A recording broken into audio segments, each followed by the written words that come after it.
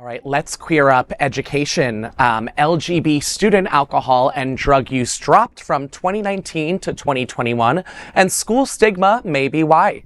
Studies suggest that LGBTQ plus youth are at increased risk of engaging in alcohol and substance use. The COVID-19 pandemic forced many students to isolate themselves in 2020 and 2021, and the impacts of this have been purported to be detrimental. This study, published in the Nursing and Health Sciences Research Journal, examines the prevalence of alcohol and substance use among lesbian, gay, and bisexual U.S. high school students before the pandemic in 2019 versus 2021. Using the 2019 Youth Risk Behavior Survey and the 2021 Adolescent Behavior and Experiences Survey, it found a decrease in prevalence for all 15 alcohol and substance use related questions. The most statistically significant differences were observed in e-cigarette use, marijuana use, and obtaining an illegal drug on school property. The study says this decrease has occurred in the context of the pandemic and reported increases in mental health problems among this population. A major conclusion was because LGB students were not in school, and it may reflect stigma and other related issues as a decreased need for alcohol and drug use.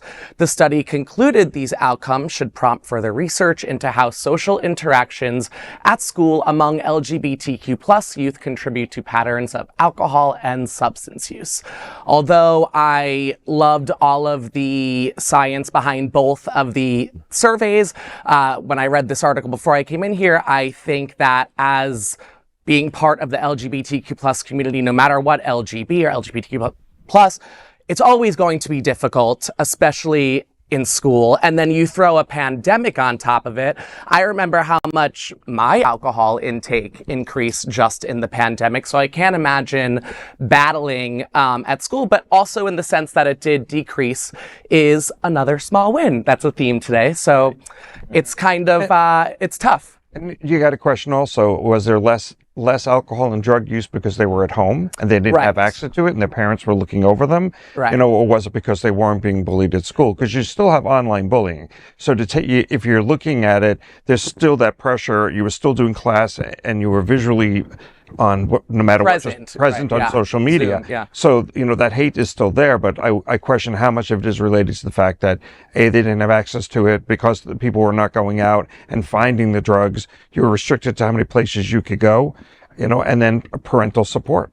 Yeah. You know, because definitely, I mean, economic anxiety is still out there. Depression, mental health illness is still out there. So they were at home and they didn't have those pressures from the students. So I'm interested in seeing what happens. I'm glad they're going to be doing more studies on this and looking at this data, but I can imagine, I mean, generally right now, other studies are showing that use of drugs and alcohol is skyrocketing in the countries and opioids. So I'm pretty sure that will probably match the youth population.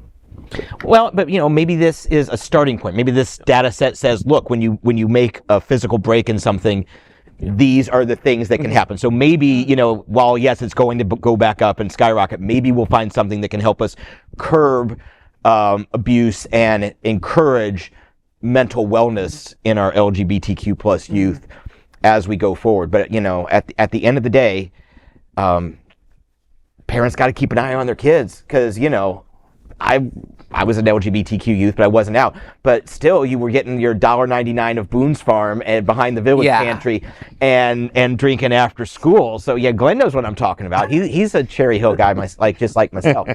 But we have to keep an eye on the kids, not only as a community, but also encourage parents to keep an eye on your kids because alcohol, weed slips in there. They're adult drugs. It's really easy to get in high school. If it's anything like when I went to high school, which was a little bit ago, but drugs were there at your disposal. I mean, I would steal my dad's money and get a 20 bag, you know, like that's just what it was. I don't recommend it, but that's how easy it was when I was in school, I remember. So I'm not going to try and play like I didn't, you know, partake in high school. Right.